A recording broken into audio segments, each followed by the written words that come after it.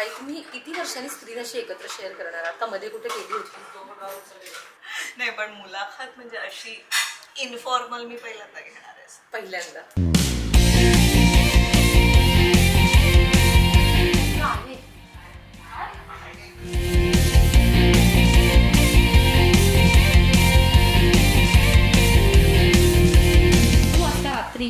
जेवताना अभ्यास झाला, होमवर्क झाला की आपल्याला यांची सिरियल बघायला मिळते आणि म्हणून ते गेस्ट मध्ये लहानपणापासून प्रचंड प्रचंड फेवरेट आहेत. तू कधी मला सॉरी म्हणलेस? आपल्या घराखाली पार्किंगमध्ये गॉगलमध्ये सुबोध भावेला बघणं ही मेमरी मी कधीच विसरू नाही शकत. मी इनफ आणि करेक्ट दुष्ट आहे.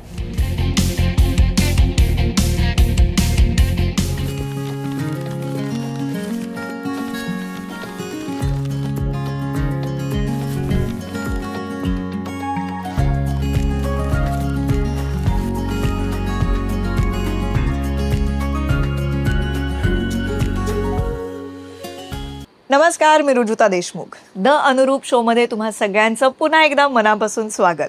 आमच्या BTS मधून तुम्हाला कळलंच असेल आजचं अनुरूप जोडपं नक्की कोण आहे ते. आणि मला माहिती आहे तुम्हीही एक्सायटेड असाल, कारण आमच्याकडे बघितलं ना आमची टीम केवढी एक्सायटेड होती. हे दोघंही माझे खूप जुने मित्र आहेत आणि ते दोघं एकमेकांचेही जुने मित्र आहेत. अशी एक कडक जोडी आपल्याकडे आलेली आहे, सुबोध भावे आणि मंजिरी भावे. हॅलो, अनुरूप शो मध्ये तुमचं स्वागत. थोडंसं फॉर्मल स्वागत केलंय, पण आपण इन्फॉर्मल मारूया, कारण आपण खूप वर्ष एकमेकांना ओळखतो. किती वर्ष झाली लग्नाला? मला माहिती आहे, मी हिची परीक्षा बघतो. अच्छा, 24. बरोबर उत्तर दिलं, कारण मला असं वाटलं होतं चुकेल सोबत. नाही, या बाबतीत मी नाही. Very good. 24 वर्ष झाली. आणि तुम्ही किती वर्ष एकमेकांना ओळखताय? 35. आधी 10 वर्ष. 10 वर्ष. टीनेज प्रेम. हो, आम्हाला ती लव्ह स्टोरी ऐकायला आवडेल. आठवते? एवढी जुनी झाली आहे ती आता. नाही, आता मला असं वाटतं की आमच्यापेक्षा लोकांना जास्त ती पाठ आहे.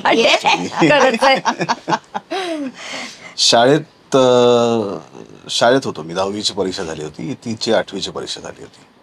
आणि आमची पुण्यात एक संस्था होती. आता मी उगाच संस्थेचं नाव वगैरे घेत नाही, त्यामुळे पुण्यात एका बालनाट्य संस्थेत सोडणार नाहीत, पेरेंट्स सोडणार नाहीत त्यांच्या मुलांना त्या संस्थेत, नाही तर इथे लग्न जमतात तर प्रॉब्लेम आहे. फार सुंदर संस्था होती आणि अजूनही आहे कार्यरत. बालनाट्य संस्था होती.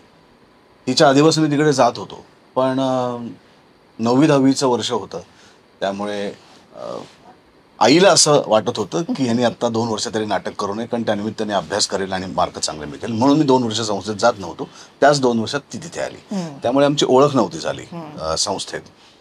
आणि मग 10वी नंतर मी जेव्हा परत सुट्टीत जायला लागलो परीक्षेनंतर, तेव्हा मी हिला बघितलं आणि पाहता क्षणी त्या निमित्ताने काही ना काहीतरी कारण काढून मी सतत तिच्या अवतीभोवती असणं, मग सायकलवरनं तिच्या घरापर्यंत जाणं, असे सगळे उपक्रम करून झाल्यानंतर मला राहवलं नाही आणि मग फायनली मी तिला प्रपोज केलं. आणि लगेच हो म्हणालीस तू? हो, म्हणजे 4 दिवसांनी. 4 दिवस काहीच नाही विचार केला तिने 8वीत असताना. हो, विचार केलायस असं काही माहिती नाही, खरं तर आठवत नाही तेव्हाचं. पण मी त्याला म्हणलं की 4 दिवसांनी मी जर का बालगंधर्वच्या पुलावर आले तर तू समज हो, नाही तर नाही, असं समज. असं फुल फिल्मी आमचं तेव्हा. खरं तर त्या या क्षेत्राशी तेव्हा काही संबंध नव्हता, पण थोडीशी फिल्मी लव्ह स्टोरी झाली. आणि नंतर मग वी स्टार्टेड डेटिंग, जे काय त्या वयात करता येण्यासारखं असेल, गल्ली गल्लीतून पुण्याच्या उसाचा रस वगैरे फिरायचं, एवढंच काय ते होतं. बरोबर. आणि मग नंतर मी 4 वर्ष इकडे नव्हते, 5 वर्ष मी कॅनडाला होते. सो आमचे तेव्हा एक लॉंग डिस्टन्स रिलेशनशिप होतं 5 इयर्स. ते खूप अवघड होतं असं मला तेव्हाही वाटायचं की हे किती अवघड आहे खरं तर. म्हणजे तू कॅनडात होती, तुझं आयुष्य बदलून गेलं असेल, इथे याचं आयुष्य बदलत होतं हळूहळू, तरी सुद्धा तुम्ही एकत्र आलात. काही काय ठरवून कसं? मला असं वाटतं, खरं तर मला असं वाटतं की ते आताच्या जनरेशन पेक्षा सोपं होतं आपल्या जनरेशनला ते लॉंग डिस्टन्स. कारण आता ना इतकी प्रॉक्सिमिटी सगळ्याच बाबतीत असते त्यांना की त्यांना ते लॉंग डिस्टन्स झेपत नाही आफ्टर अ पॉइंट. आपल्या म्हणजे आपण जेव्हा कॉलेजमध्ये किंवा त्या वयात काही गोष्टी आपल्याला माहितीच नसतात, त्यामुळे what you don't know you don't miss असं असतं लॉंग डिस्टन्स. हा. सो आणि इंग्लिशमध्ये ना 2 म्हणी आहेत वेगवेगळ्या. एक असं म्हणतं की absence makes the heart grow fonder, आणि एक असतं out of sight out of mind. बरोबर. आमच्या बाबतीत ही पहिली म्हण बहुतेक लागू पडली. Absence makes the heart grow fonder, त्यामुळे तसं झालं. किती छान. म्हणजे तू परत आल्यावरही तो बॉन्ड तितकाच स्ट्रॉंग होता, कारण तेव्हा फोन नव्हते ना, व्हिडिओ कॉल्स होते, नाही काही नाही. म्हणजे फोन म्हणजे लँडलाईन्स होते, आणि असं सुबोध मला फोन करायचा इकडून, तर तेव्हा it was very expensive also. बरोबर. महागाई होतं. तर पत्र लिहिली आम्ही एकमेकांना, खूप मोठी मोठी पत्र. जसं आय थिंक. पण बरं होतं तेव्हा फोन नव्हता, व्हॉट्सअप नव्हता, व्हिडिओ कॉल नव्हता. कारण कदाचित ते असतं ना तर कंटाळा आला असता. ते नव्हतं, त्याच्यामुळे ती ओढ कायम टिकली. आणि वाट बघण्याची, आणि तेव्हा सगळ्याच गोष्टी आपल्याकडे वाट बघितल्याशिवाय व्हायच्या नाहीत. म्हणजे पत्र पाठवायला लागायची तर त्याला काही दिवस लागायचे, त्याचं उत्तर यायला काही दिवस लागायचे. त्यामुळे आपण वाट बघायचोच. व्हॉट्सअप मेसेज नसल्यामुळे आपण कोणाला पत्र पाठवायचो तर आपण तो एक वेळ काढायचो, लिहायचो, त्याच्यात एक वेळ जायचा. त्यामुळे आपसूक आपल्याला एक वाट बघण्याची सवय लागली होती, जी कदाचित त्या काळात होती म्हणून. हो ठीक आहे, 5 वर्षांनी येणार आहे, तर त्यामुळे 5 वर्ष आपण आता वाट बघायची हे ठरवलं होतं. आणि तो पेशन्स होता, आणि ती येणार याच्यावर विश्वास होता. त्यामुळे ती तयारी होती. आणि दुसरी गोष्ट की ती एकटी गेली नव्हती, तिच्या आईवडिलांबरोबर गेली होती. त्यामुळे तशी काळजी नव्हती की एकटीच गेली असती तर कदाचित अजून जास्त काळजी वाटली असती. पण तिच्या आईवडिलांबरोबर होती, मी इथे माझ्या आईवडिलांबरोबर होतो. फक्त आम्ही एकमेकांना भेटत नव्हतो, पण बोलत होतोच. पत्रांमधनं बोलत होतो, क्वचित कधीतरी फोनवरनं बोलणं व्हायचं, कारण तेव्हा खूप महाग होता फोन, इंटरनॅशनल कॉल. 1 मिनिटाला 100 रुपये होता तेव्हा. आणि आपण कमवत कुठे होतो? काहीच कमवत नव्हतं. 100 रुपये म्हणजे तेव्हा 1-1.5 रुपयात आपल्याला समोसा पाव कॉलेजच्या कॅन्टीन मधला मिळायचा. साधारणपणे 50 पैशात ते 1 रुपयात चहा मिळायचा. तर तेव्हा 100 रुपये 1 मिनिट म्हणजे खूप मोठी अमाऊंट होती. नंतर ती येण्याच्या अगोदर जस्ट याहू मेल आलं होतं पहिल्यांदा. मग याहू मेल नंतर याहू चॅट आलं होतं, मेसेंजर आला होता. आणि त्याच्यानंतर याहू व्हॉइस चॅट आला. तोपर्यंत ती परत आली. सोयी सुरू झाली आणि आणि मग आल्यावर काय लगेच लग्न करायचं ठरवलं? घरी बोललात? घरून काय? घरी साधारणतः अंदाज होता. म्हणजे मी कॅनडाला जायच्या आधी मी माझ्या आईला, त्यांनी त्याच्या आईला सांगितलं होतं. पण त्या दोघींचं असं म्हणणं होतं की हा ठीक आहे आता अभ्यास करा, बघूयात पुढचं पुढे, असं करून तेव्हा तो विषय त्यांनी ऑब्व्हियसली काही लक्ष फार दिलं नव्हतं. पण मी नव्हतं की सिरियस असेल. हा करेक्ट, हे उत्तरच तसं आहे ना. बघू नंतर. पण मग मी यायच्या आधी साधारणतः मग मी सांगितलं होतं की आमचं अजून ठरलेलं आहे. मग इकडे आल्यानंतर झालंच, म्हणजे ऑफिशियली फॅमिलीज एकमेकांशी बोलल्या आणि मग ठरलं. तसं काही फार आम्हाला विरोध झाला नाही, असं काहीच असं नाटकी ड्रामा काही घडलं सरळ. म्हणजे खरं तर आम्ही दोघही जण एका खूप वेगळ्या बॅकग्राऊंड मधून येतो. म्हणजे सुबोधचं घरी आमच्याकडे खंडोबाचं देऊळ आहे, तर त्यामुळे अगदी टिपिकल कोकणस्थी सगळं खूप सोहळं पाळणारं घर आहे आमचं. आणि माझ्या माहेरी मी नॉन व्हेजिटेरियन आहे, मी CKP आहे माहेरून, त्यामुळे नॉनव्हेज खाणारी. आमच्याकडे 4 महिने कांदा लसूणही खात नाहीत. त्यामुळे तशा वेगवेगळ्या बॅकग्राऊंड होत्या, पण तरी काही तसा लग्नाला विरोध झाला नाही. पण हे जे तू सगळं सांगितलंस, हे लग्नाच्या सुरुवातीला तुला तरी अवघड गेलं असेलच. मला सुबोधच्या आईनी एकदा लग्न ठरलं होतं आमचं. ती म्हणाली की मी आईला अगतुगच करते, म्हणून माझ्या बोलण्यात खूप वेळा ती असंच येईल. तर आई म्हणाली की तुम्ही ठरवलंय मला माहितीये, पण तरी मला तुझ्याशी बोलायचंय. म्हणून मग ती मला एकटीला बाहेर घेऊन गेली आणि ती मला सगळं सांगितलं की आपल्या घरी असं असतं. आता तू ठरवलंच आहेस म्हणल्यावर काही तिथून मागे फिरायचा काही प्रश्न नाहीये, पण तरी तुला कल्पना आधी असावी म्हणून मी तुला सांगते. सुबोधनी काय तुला ह्या गोष्टी सांगितल्या नसतील ऑब्व्हियसली, पण त्यामुळे माझी तशी मनाची तयारी झाली होती. आणि देवळामुळे ना आमच्याकडे खूप लोकांचा ये जा खूप आहे. पण फॉर्च्युनेटली माझ्या माहेरी मोठं कुटुंब आहे, त्यामुळे मला लोकांची तशी सवय होती. म्हणजे माझ्या बाबांना 10 सिबलिंग्स आहेत, एकूण 11 जण आहेत आणि सगळेच माझी भावंड, अचुलत भावंड, आते भावंड साधारणतः पुण्याच्या आसपासच आहेत. त्यामुळे आमचं नेहमी मोठं घर आणि मोठी फंक्शन्स एकत्र व्हायचीच. त्यामुळे मला अशी सवय होती लोकांची, त्यामुळे तसं अवघड नाही गेलं. कधीतरी नॉनव्हेज खावंसं वाटलं तर सुबोधचे आजोबा म्हणायचे जा जरा तुझ्या काकीकडे जाऊन ये, कारण माझे आई बाबा परत कॅनडाला गेले आमचं लग्न झाल्यानंतर. बरोबर.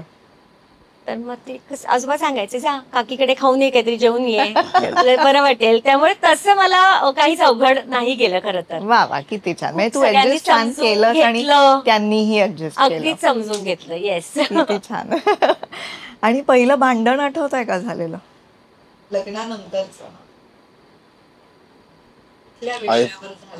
कुठल्या दिवशी? म्हणजे रोजच होत असेल कदाचित तेव्हा. म्हणजे असं काय पहिला मंगळागौर का? पहिली मंगळागौर तेव्हा काय झालं? तेव्हा शूट साठी मी मुंबईत आलो होतो तेव्हा. त्याच्या आधी पण झालं असेल की किती वेळा. मग असं तू असं धरू नकोस. स्टोरीचं आठवत आज झालं का असं विचार. आपण तसंही रोजच भांडतो. पण असं पहिलं जेव्हा मोठं भांडण होतं तेव्हा आपण जरा आतून हलतो, तर अशी वेळ आली होती का? नाही नाही नाही, भांडणं वादावादी होतातच, पण मला असं वाटतं की त्या टोकाला गेलं नाहीये की आपण आतनं हलतो वगैरे. कारण कदाचित असं असेल की इतक्या लहानपणापासून एकमेकांना बघितलंय, ओळखतोय. आणि दुसरी गोष्ट सगळ्यात महत्वाचं की अंडरलाईन प्रेम आहे. त्यामुळे काही झालं तरी सुद्धा परत यायचंच आहे, एकत्र राहायचंच आहे. त्यामुळे ते भांडण हे तात्कालीन आहे. राग येतो, चिडचिड होते खूप, पण परत तिथेच यायचंय हे सत्य माहिती असतं. त्याच्यामुळे ते तात्कालीन आहे. बरोबर. मी त्याला नेहमी म्हणते I am the best you can do, you cannot do better than me. त्यामुळे काही पर्याय नाहीये. आणि आता आमच्या घरी वादावादी झाली आई बाबांच्या समोर, तरी मला माहितीये की आई बाबा तिचीच बाजू घेणार आहे.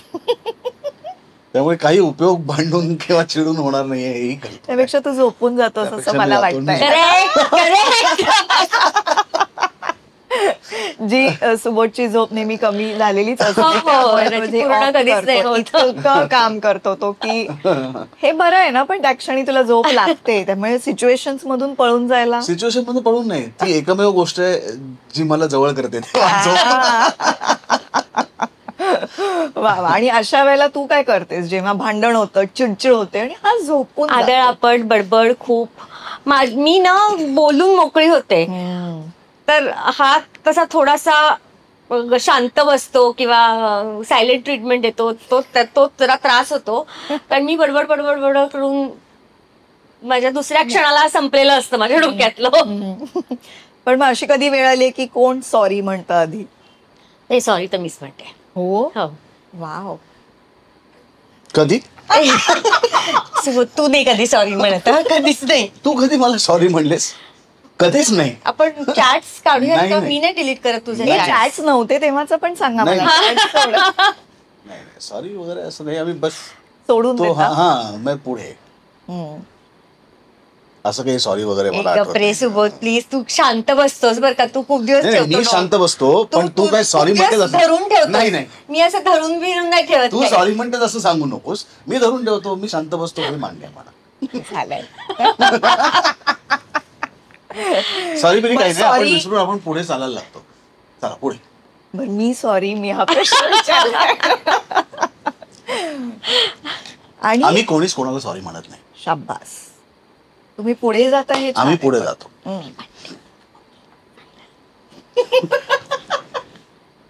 अशी एक वेळ असते जेव्हा आपण, आता तुम्ही खरं तर खूप लहान होता त्यामुळे तुम्ही विचारच केला नसेल ना तेव्हा, पण अशी एक वेळ असते जेव्हा आपल्याला जाणवतं की हो हे हाच अनुरूप आहे आपल्यासाठी, किंवा ही अनुरूप आहे, हीच ती. कधी कधी अशी सिच्युएशन येते आपल्या आयुष्यात किंवा काही गोष्टी घडतात आणि असं वाटतं की हो आपण घेतलेला निर्णय योग्य आहे. अशी काही वेळ कधी आली सुरुवातीच्या काळात? मला असं वाटतं प्रत्येक महत्वाच्या टप्प्यांवर ती जाणीव होतेच की आपण घेतलेला निर्णय किती करेक्ट आहे. म्हणजे लग्न आमचं झालं तेव्हा तसे आम्ही खूप लहान नव्हतो, 24-25 वर्षाचे होतो दोघही जण, पण आमची करिअर्स तशी फुल फ्लेज सुरू झाली नव्हती. माझा जॉब होता, पण सुबोधचंही अजून हळूहळू हळूहळू का होईना सुरू होतं.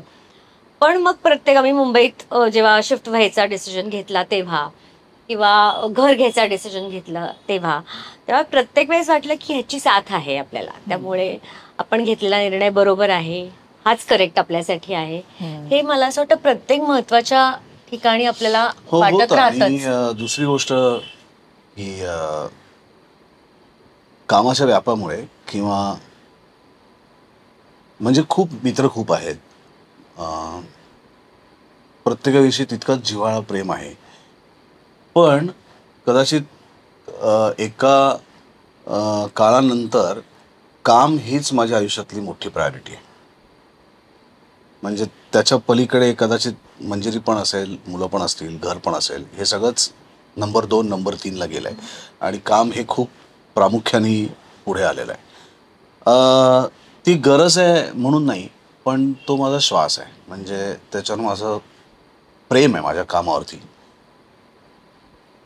त्याच्यामुळे माझं कुटुंब असेल, माझे मित्रमंडळी असतील, तिचं कुटुंब असेल, तिची मोठी फॅमिली असेल, तर दरवेळेस मला असं वाटतं की एक स्त्री असते जी तुझं घर सांभाळू पण शकते आणि एक स्त्री असते जी त्या घराला पूर्णपणे विस्कळीतही करू शकते. तर तिच्यावर प्रेम केलं तेव्हा ही कशी असेल, तिचा स्वभाव कसा असेल हे काय माहिती नव्हतं. मी दिसता क्षणी प्रेमात पडलो होतो. पहिले 4-5 वर्ष तर आम्ही भेटतही नव्हतो, इतके की जिचा स्वभाव मला कळावा. म्हणजे चोरून अर्धा तास भेटणं. मग ती निघूनच गेली 5 वर्ष. मग जे काय होतं ते पत्रांमधनं होतं. त्यामुळे जरी आमचं अफेअर असलं 10 वर्ष, तरी 10 वर्ष काही आम्ही एकमेकांना ओळखत नव्हतो. आम्ही ओळखायला लागलो लग्नानंतर खऱ्या अर्थाने. आणि मला खूप त्रास झाला असता जर माझ्या बायकोनी किंवा माझ्या पार्टनरनी मला माझ्या घरच्यांपासून तोडलं असतं तर, आणि जे मला कधीच सहन झालं नसतं. आणि मी सुद्धा माझ्या बायकोला किंवा माझ्या पार्टनरला कधीच तिच्या घरच्यांपासून तोडलं नसतं. किंवा मला असं वाटतं की तुझे आई बाबा, तुझे भाऊ बहीण, तुझे मित्र हे ही तुझी संपत्ती आहे आणि तुला ती सांभाळली पाहिजे. आणि मंजिरीच्या बाबतीत मी इतकं बाकी गोष्टींमध्ये अडकलेलो असून सुद्धा माझं घर टिकून आहे, माझी माणसं टिकून आहेत, तिची माणसं टिकून आहेत, त्याच्यातला सगळ्यात मोठा आधार ती आहे. अगदी खरं. आणि मुलं झाल्यावर परत आपलं आयुष्य बदलतं. तर जसं तू आता म्हणालास की लग्न झाल्यावर कदाचित तुम्ही एकमेकांना ओळखायला लागलाय, तसं मुलं झाल्यावर पालक म्हणून आपण वेगळेच होतो. बरोबर. मुलांना वाढवणं त्याच्यावरनं कदाचित एकमत होत नाही, पण मला नाहीच होत. तेव्हा एक वेगळा टप्पा आयुष्यातला सुरू होतो. पण मला असं वाटतं त्याच्यामध्ये की एक चर्चेतनं एखादी गोष्ट होऊ शकते, भांडणातनं नाही होऊ शकत. त्याच्यापेक्षा एकाच्या डोक्याने जावं. जसं माझ्या बाबतीत किंवा माझ्या भावाच्या बाबतीत माझ्या बाबाने ठरवायचे, आई ठरवायची. त्यामुळे तिने जे ठरवलंय आमच्या बाबतीत, पण आम्हाला कसं वाढवायचं याच्यावरनं मी माझ्या आईवडिलांमध्ये कधी भांडण झालेलं पाहिलं नाही. त्यामुळे मुलांच्या बाबतीत सुद्धा मला असं वाटतं जे चाललंय ते तिच्या डोक्याने चाललंय. त्यामुळे त्याच्यात सुद्धा मी लक्ष घालत नाही, कारण मला जसं वाटतं तसं तिला वाटत नाही, तिला जसं वाटतं तसं मला वाटतं. पेरेंटिंग त्यामुळे मुलं कन्फ्युज जर दोघं त्यांना सांगायला, म्हणजे जसं आपल्याला एखादं कॅरेक्टर आलं आणि लेखक वेगळं सांगतोय, डायरेक्टर वेगळं सांगतोय, तर आपल्या कॅरेक्टरची माती होऊ शकते. तसंच तसे दोघांचे विचार थोडेसे वेगळे आहेत. त्यामुळे आता थोडासा कांदा मोठा झाल्यानंतर आमच्यात थोडेसे वादविवाद होत आहेत त्याच्या बाबतीतले. पण इतके वर्ष नव्हते होत. इतके वर्ष मीच म्हणजे मला जिकडे त्यांना ज्या शाळेत घालायचंय, जो अभ्यास करायला लावायचा आहे किंवा काय मी त्यांना करत होते मॅनेज. आता असं मला झालंय की एकतर बॉईज घरात 2 आणि त्यामुळे मला असं मध्ये मध्ये सोबतची काय म्हणतात त्याला मदत लागते त्यांना समजून घेण्यात. मुलगी आहे, मुलं आहेत म्हणून. पण मग थोडीशी आमच्यात वादावादी मतभेद. व्हायला सुरुवात झाली आहे की मला असं वाटतंय की मी थोडीशी जास्त स्ट्रिक्ट आहे, हा थोडासा लेट बॅक आहे की होईल होईल होईल असं करून. तर ते आता कानाच्या बाबतीत आणि मल्हारच्या बाबतीत आता मुलं मोठी झाल्यावर जरा त्याची मदत मला लागते हे मला कळतंय, पण तरी त्याचे विचार फार पटत नाही असं अर्धवट झालंय जरा. म्हणजे तो नुसता आज नाही आज बरोबर मला बरं वाटतंय की त्या माझ्या शाळा कॉलेजच्या काळामध्ये ही माझ्यावर इतकी नव्हती, नाहीतर आमचं इतकं कधीच टिकलं नसतं. कारण जे मला माझ्या मुलाकडनं अपेक्षित आहे तेच मी तसा होतो.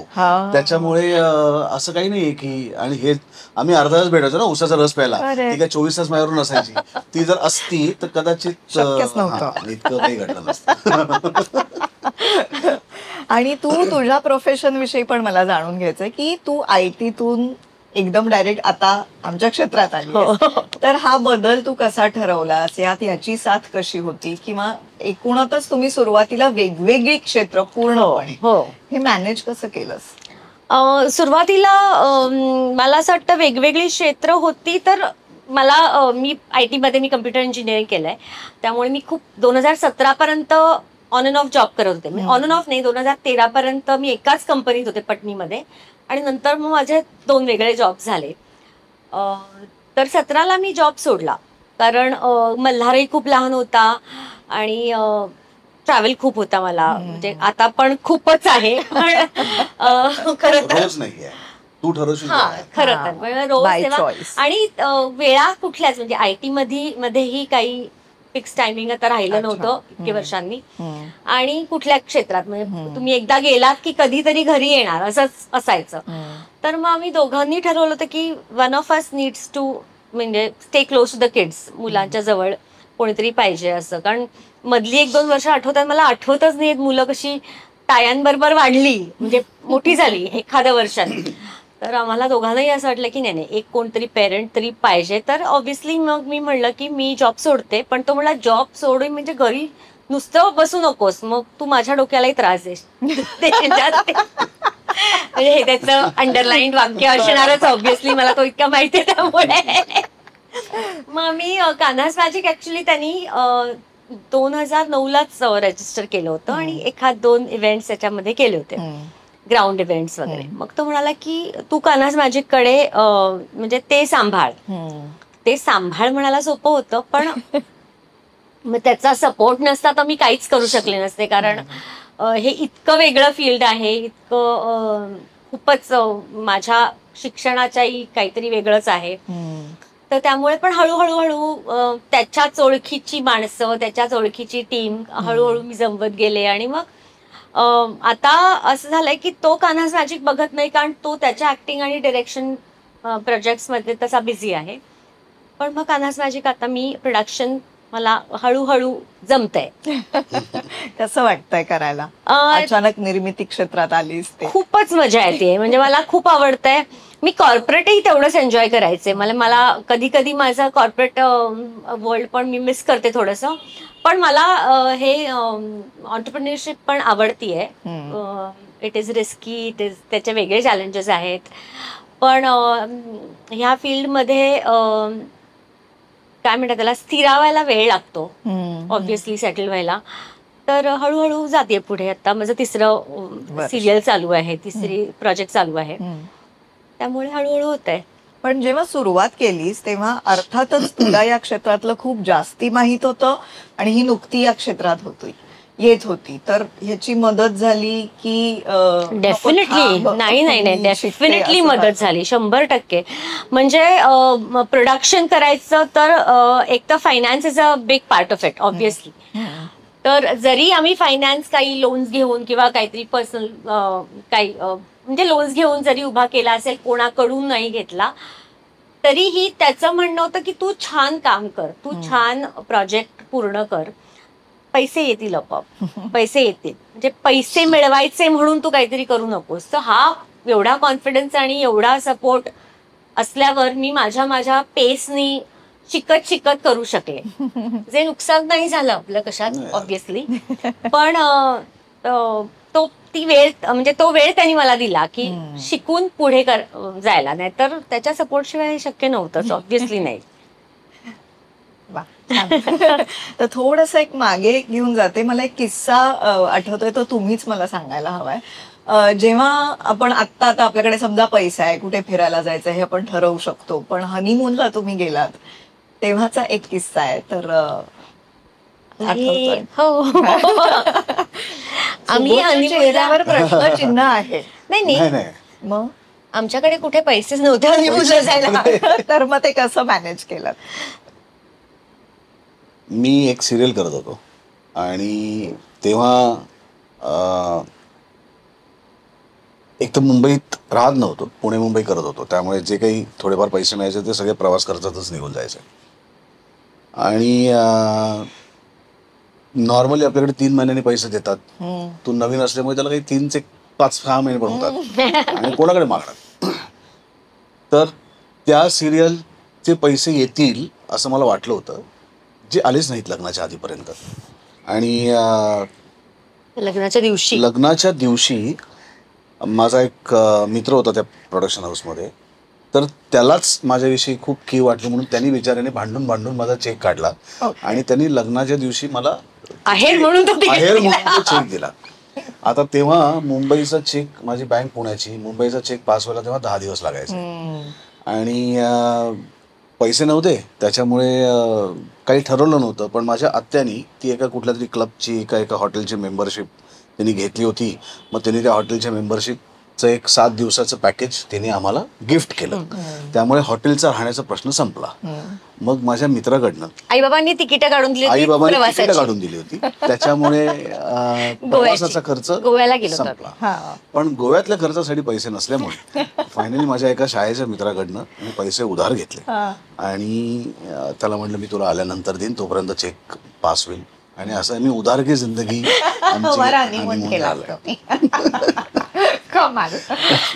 तेही आम्ही सगळे पैसे खर्च नको करायला असं झालंय, म्हणून आम्ही जे काय घेतले होते त्यातले फक्त 10,000 रुपये घेतले होते, त्याच्यातले त्याला 3,000 रुपये खर्च केले आणि 7,000 रुपये.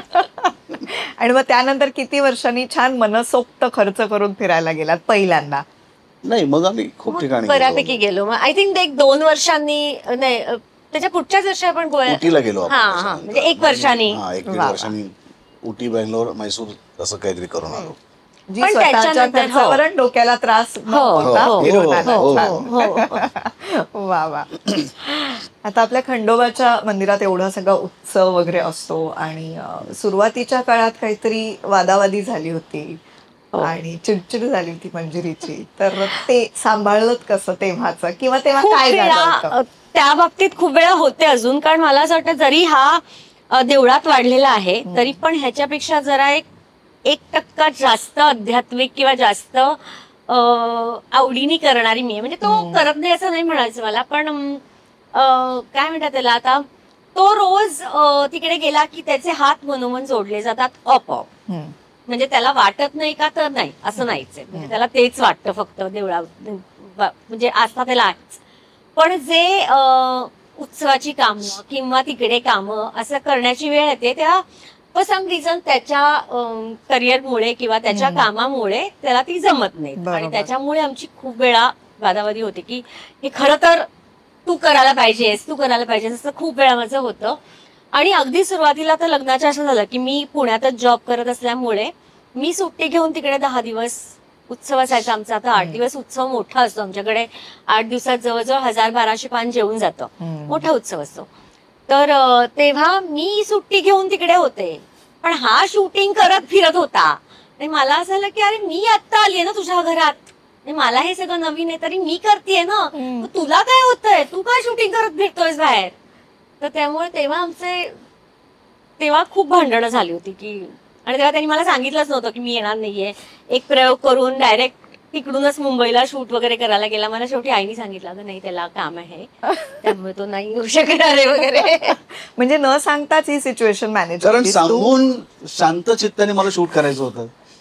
म्हणजे सांगून काय झालं असतं तर त्यांनी मला 1000 वेळा फोन केला असता मध्ये मध्ये, कुठेच काय आहे अजून कसा नाही ठीक आता, पण शूटिंग ती गोष्ट आपल्या हातातच नाहीये, तर हिच्या फोनने ते थोडीच लवकर सोडणार आहेत मला.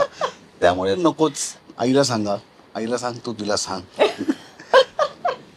आणि आपल्याच सिरियलचं शूटिंग होतं, गोजीरवाण्या घराचं शूटिंग होतं, जे त्यांना काहीतरी रविवारीच करायचं होतं, त्याच दिवशी करायचं होतं. आणि आपण पूर्वी नाही म्हणायचोच नाही कामाला. म्हणजे घर, पूजा, दिवाळी, लग्न हे सगळं म्हणजे आम्ही सगळेच असे होतो की जे पार्टनर्सना समजून घेणं अवघड होतं. पण अवघड होतं, ऑफकोर्स अवघड होतं.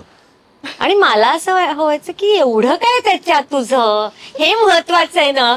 बरं, हे अजूनही मला वाटतं, म्हणजे मी काय खूप त्या नाही न म्हणणाऱ्या काय वृत्तीला खूप समर्थन करणारी अजूनही नाहीये. मला असं वाटतं काही गोष्टी तुम्ही नाही म्हणायच्यात. म्हणजे मी सुबोधला आता सांगितलंय की खूप वेळा असं आम्ही प्लॅन करतो, म्हणजे काय म्हणतात त्याला, प्रयत्न करतो. त्याला सांगते की दिवाळी पहाट नाही यार, दिवाळी इज फॉर फॅमिली. एरवी तू वर्षभर कमवणं पैसे, म्हणजे आणि आता थँकफुली फॉर्च्युनेटली अशी वेळ आली आहे की काही गोष्टींना तू नाही म्हणू शकतोस. तर दिवाळी पहाट नाही, आता म्हणू शकतो, फंक्शन्सना नाही. मग करतोय, करायलाच पाहिजे. तसं नाही केली तरी घरची दिवाळीची दिवाळीच्या दिवशी होळी. पण मला सांग, आता निर्माती म्हणून म्हणजे सुरुवातीचा काय विचार कर, जेव्हा आम्ही खूप काम करायचो. आता तू निर्माती आहेस, आता तुझ्याकडे कलाकार येतात, मग तेव्हा आम्ही बरोबर होतो ना. मला नाही वाटत अजूनही. तू विचार माझ्या प्रोडक्शन हाऊस मध्ये, मी खूप शहाणी प्रोड्युसर आहे. नाही, पण नटांनी तारखा द्याव्या, नटांनी तारखा द्याव्या, नक्कीच द्याव्या. पण मग ते प्रोडक्शननी प्लॅन करावं व्यवस्थित आणि सगळ्यांना सुट्ट्या द्याव्या. बर, ओके.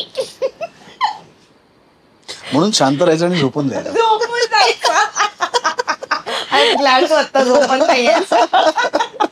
आणि प्रत्येकाची प्रायोरिटी, म्हणजे नटांची जर का प्रायोरिटी असेल की नाही मला काम करायचं आहे, असं होऊ शकतं. काही काही दिवस आता 2-3 गोष्टी आहेत ज्या आपण काढतो, बरोबर, आणि त्या मी सुट्ट्या कायम काढत आलोय. तिचा वाढदिवस, माझा वाढदिवस, कान्हा आणि मल्हारचा वाढदिवस, आमची अॅनिव्हर्सरी, गणपतीचे 2 दिवस, कारण माझ्याकडे 1.5 दिवस गणपती असतो, दिवाळीचे 3 दिवस आणि उत्सवाचा पहिला आणि शेवटचा दिवस कुठला तरी एक. तर हे आपण म्हणजे मी काढतोच. पण 2दा-3दा असं घडलं की ते करून सुद्धा त्याच दिवशी, म्हणजे एकदा गणपती विसर्जनाच्या दिवशी आणि एकदा उत्सवाच्या शेवटच्या दिवशी जेव्हा प्रसादाचं आमच्याकडे जेवण असतं, तेव्हा एकदाच असं घडलंय की मला शूटिंग ते करायला लागलं. आता लागलं, म्हणजे काही पर्याय नव्हता माझ्याकडे. आणि त्याच्यात मी आदल्या दिवशी नाशिकला प्रयोग होता नाटकाचा, तो करून मी रात्रभर प्रवास करून पहाटे 6च्या शिफ्टला मुंबईत पोहोचलो. ते शूट लंचपर्यंत केलं. तिथनं मी निघालो आणि स्मिताताईचा फोन आला की तिचं एक डबिंग कंपल्सरी मला करायला लागणार होतं, कारण एपिसोड जाणार होता. मग इथनं दादरला तिच्या अस्मिता चित्रच्या स्टुडिओत गेलो, डबिंग केलं, तिथनं टॅक्सी केली आणि घरी पोचलो. तेव्हा शेवटची पंगत चालली होती.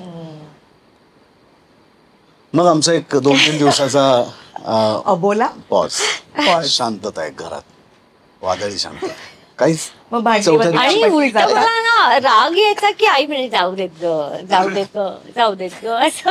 आणि मला असं मनातून वाटायचं की मी सून आहे, मी नसते तर चाललं असतं का, पण तेही चाललं असतं. म्हणजे माझे सासूचे विचार इतके गोड आहेत की तेही कदाचित चाललं असतं. पण ते दिवसही असे होते ना सुरुवातीचे की आपलं नवीन नवीन लग्नही झालेलं असतं, नवीन संसार असतो आणि करिअरचेही नवीन दिवस असतात.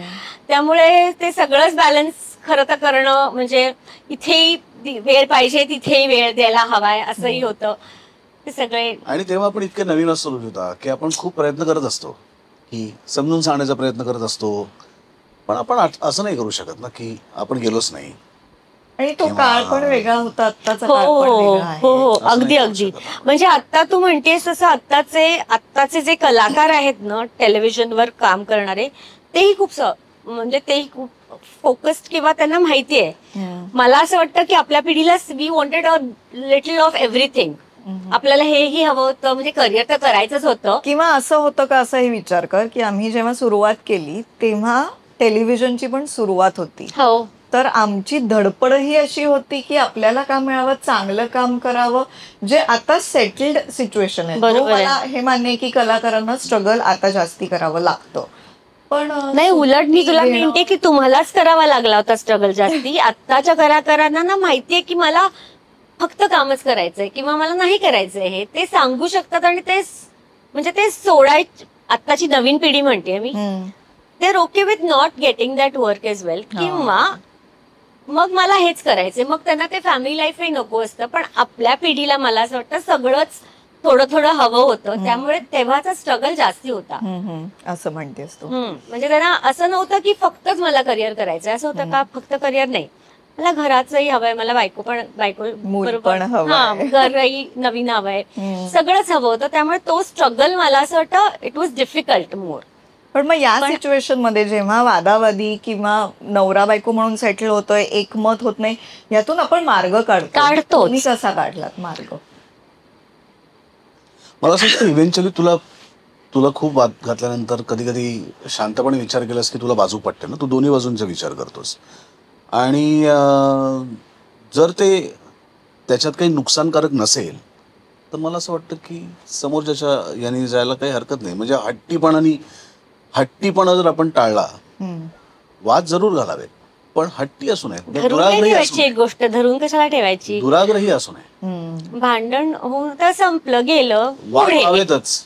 आणि ते पण ते केल्यानंतर त्याचा विचार पण व्हावा. म्हणजे समोरच्यानी सांगितलेल्या गोष्टीचाही विचार व्हावा, तुझ्याही गोष्टींचा विचार व्हावा. आणि त्याच्यातलं प्रॅक्टिकल आहे ते डेफिनेटली केलं पाहिजे. मग त्याच्यात ते तिचं आहे का माझं आहे का अजून कोणाचा आहे हा मुद्दा नाही आहे. आणि दुराग्रह सोडला तर मला असं वाटतं की सगळ्या गोष्टी ऍडजस्ट होतात यार. म्हणजे असं काही नसतं की ऍडजस्ट होत नाही. आता आपण एक आठवणींची सफर करतो. तुमचेच काही फोटोज आहेत जे तुम्हाला दाखवणार आहोत आम्ही, आणि ते केव्हाचे आहेत, त्याचे काही किस्से असतील, काही आठवणी असतील. हे कोण आहे दोघं? हा फोटो मला असं वाटतं ह्यांनी काढलाय, अतुल. अतुलनी काढलाय. सुबोधचं शूटिंग होतं. नाही आपण नाशिकला दिव्या ॲडलॅब्स मध्ये 2 नाटकांचे प्रयोग केले होते पहिल्यांदा चंद्रपूरच्या जंगलात. तेव्हा माझा आणि लोकेशचं फोटोशूट होतं. तेच सांगते मी, सुबोधचं फोटोशूट होतं. तर तेव्हा मी जस्ट गेले होते तर त्यांनी एक असाच रॅन्डम क्लिक केलेला फोटो येतो. अतुलकडे मला वाटतं आपल्या सगळ्यांचे नक्कीच लग्नातला. ती माझ्या आजीची नऊवारी आहे. हो. आमचा साखरपुडा तारीख ठरली तेव्हा आजी माझी गेली. आणि आम्हाला असं वाटलं की आता आजी गेले तर नको करायला साखरपुडा. तर माझं असं म्हणलं नाही, पहिलं कार्य आपल्या घरातलं तर ते म्हणजे अगदीच आजी जेव्हा आजीचा आमचा साखरपुडा ज्या दिवशी ठरला होता त्या दिवशी 13वा येत होतं आजी. एकच दिवस पुढे नेक्स्ट डे केला आम्ही. 14व्या दिवशी तरी साखरपुडा आम्ही केला. आजोबांची काय कमाल. हो अगदीच. ते म्हणले तुझ्या आयुष्यातलं पहिलं चांगलं कार्य ते 13व्याच्या दिवशी नको करू पण लगेच करायचं, ते नाही कॅन्सल करायचं. मग लग्नात आजोबांनी मला सांगितलं होतं की नऊवारी नेशील का तू आजीची, तर का नाही. अत्यंत गोड फोटो आहे हा. हा मीच काढलेला असेल कधीतरी. कुठल्या ट्रिपला आपण गेलो होतो तेव्हाच आहे, गोव्याचा किंवा असं कुठला? हो घरातला नाहीये. हा घरातला नाहीये. हो माझ्या आयुष्यातले 3 पुरुष जे सोशल मीडियावर तो त्यांना हिट करून टाकलाय. माझ्या आयुष्यातले 3 पुरुष झोपले. दोघं पण असे झोपतात का ग ओरडायला लागल्यावर? हो ते ओरडायला लागला नाही पण तेही असे कितीही वेळ आणि कुठेही झोपू शकतात. त्या बाबतीत ते तिघही सारखे. मल्हार तर स्विच ऑफ केल्यावर का बटन स्विच ऑफ केल्याच्या स्पीडने झोपतो. असा झोपला सुखी माणूस. हो अगदी. वा वा असंच राहू देत. हा आता 31 डिसेंबरचा 31 तारखेचा आम्ही कर्जत ना कुठे कर्जतला गेलो होतो एका ग्रुप बरोबर. तिकडे काढलेला फोटो. खूपच गोड आहे. मॅचिंग केलं होतं. हो त्या दिवशी. इथे पण मला तुम्ही मॅचिंग दिसताय. हा एक फोटो शूट केलं होतं त्या मधुरा दिवेकर म्हणून आहे तिच्यासाठी एक फोटो शूट केलं होतं. गोड दिसताय लोक. सुबोधच्या चित्रपटात डॉक्टर काशीनाथ घाणेकर मध्ये एक वाक्य होतं की या माणसाबरोबर संसार करणं अवघड आहे, तर हेच तुझ्याही आयुष्यात आहे? अवघड नाहीये नक्की. नाही. मला असं वाटतं की मला नेहमी असं की मी इनफ आणि करेक्ट दुष्ट आहे, ज्या बाबतीत दुष्ट आहे तर त्यामुळे मी मला पाहिजे त्या सगळ्या गोष्टी करून करून घेते. वाव. मग तुला वाटते ही दुष्ट? ज्या मला सहज करणं शक्य असतं, ज्या मी तिला हो म्हणतो, ज्या करणं शक्य नाही तिथे पळून जातोस? नाही. मला असं वाटतं आपण प्रॅक्टिकली असावं. जे सोडल्यानंतर तुझं फार काही नुकसान होणार नाही, तर त्याच्यामध्ये परत मी तिथेच येतो की कशा करता इतकं आग्रही असणं वेगळं आणि दुराग्रही असणं वेगळं. आग्रही तुझ्या भूमिकेच्या बाबतीत असावं, म्हणजे त्या तत्वांच्या बाबतीत असावं, पण दुराग्रही हा तुझा स्वार्थीपणा जास्त असतो. त्यामुळे ज्याने काही फार नुकसान होणार नाही त्याच्यामध्ये ऍडजस्ट करायला काय प्रॉब्लेम. तू स्वतःला दुष्ट म्हणून घेतेस, पण तुझ्या मते दुष्ट हे बघ, काय म्हणजे करतेस? त्यांनी कुठलं काम करावं, काय काम करावं, कोणाबरोबर काम करावं, त्याच्यामध्ये मी कधीच नसते. ते तो मला विचारून देणारही नाही आणि मी त्याला ते सांगून तो ऐकणारही नाही, कारण तो मगाशी म्हणाल तसं काम इज पहिलं प्रेम. हा. तर त्यामुळे त्याच्या बाबतीत नाही, पण मी दुष्ट म्हणजे कुठला की काही एक तर वेळ मला कधी हवाय त्याचा, कधी नाही, त्याच्या बाबतीत मी बऱ्यापैकी ॲडमेंट असते. आणि त्यांनी पार्टीज किंवा ह्या क्षेत्रातलं टाइमपास जिकडे होतो त्या ठिकाणी मग माझे थोडेसे नियम आहेत की काही पार्टीज ना हो जा तू बिंदास, काही मी असेल तरच जा, मला घेऊन जाता येणार असेल तरच जा, आणि काही ठिकाणी नको जा. तर ते तो ऐकतो, कारण तो म्हणाला तसं त्यांनी काय त्याचं फार नुकसान होणार नाहीये, त्यामुळे इट्स ओके.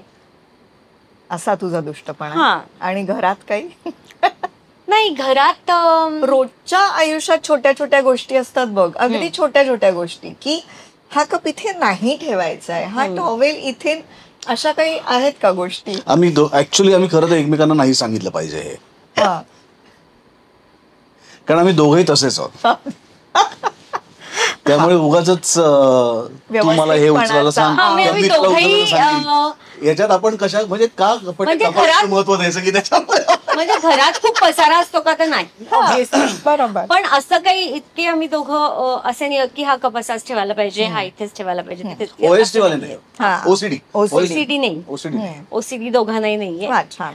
पण तशा बाबतीत नाही. फक्त मला असं वाटतं की ह्यानी तू स्वयंपाक वगैरे करायला येऊ नकोस.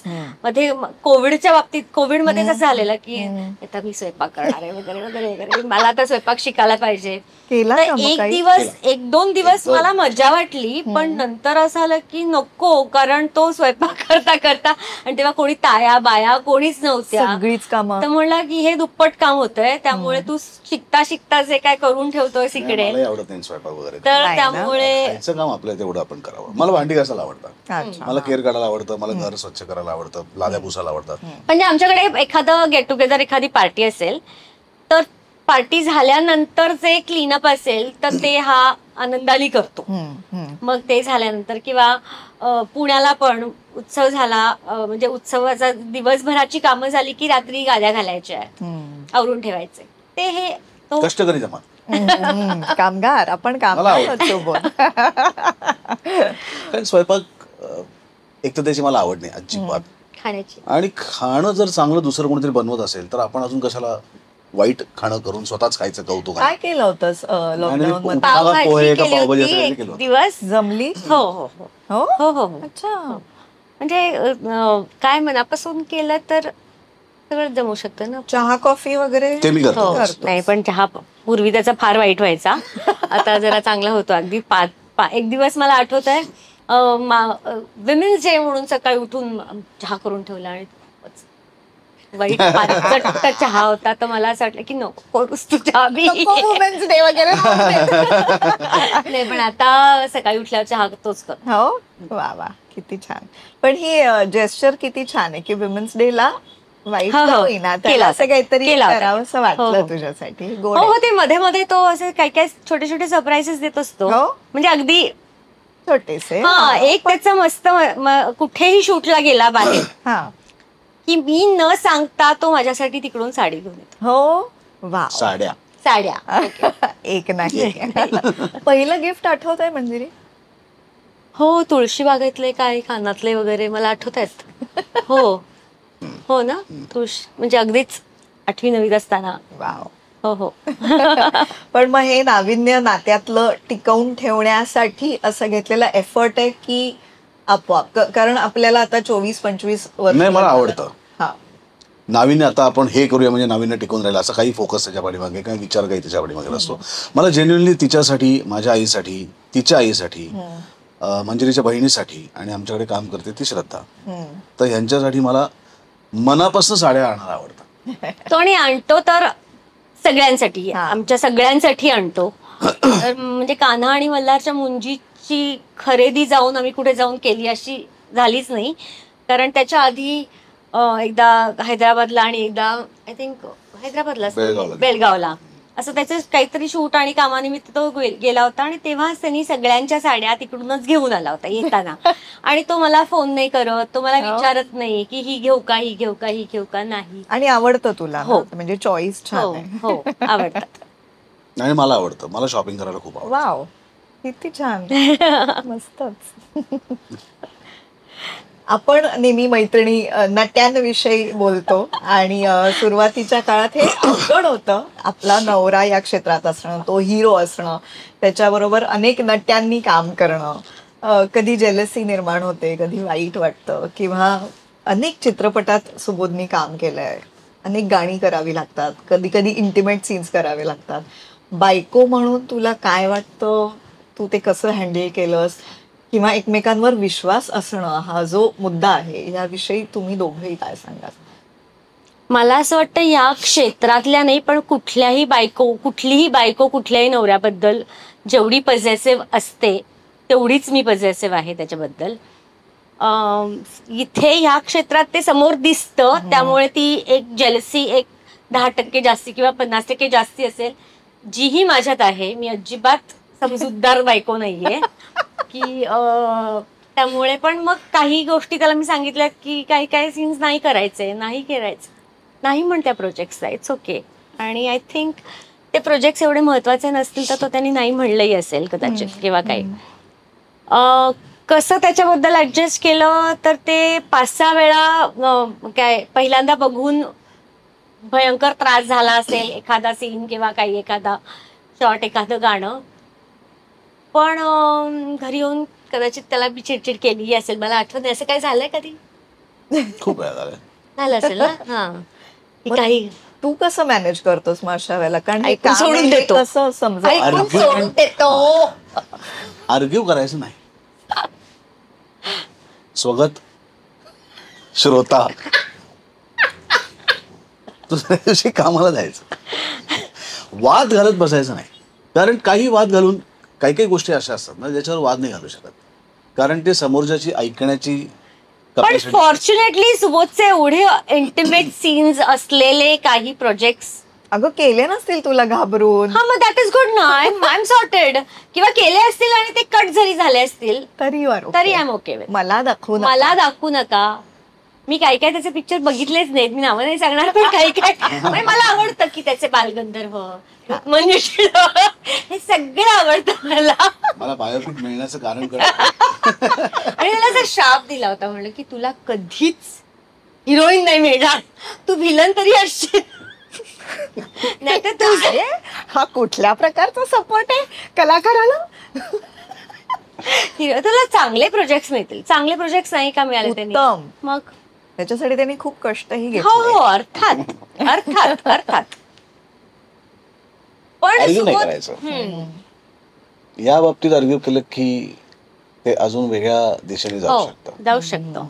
त्यामुळे आर्ग्यू नाही करायचं. ऐकून घ्यायचं, शांत झोपून जायचं, दुसऱ्या दिवशी उठून परत कामाला लागायचं. झोप ही तुमच्या आयुष्यातली एक आमचा सोबती येतो सेव्हियर. सेव्हियर. किती छान. आणि काय म्हणूया त्याला की तिला ती गोष्ट अजून जमलेली नाहीये. ती अजून नाही जमली.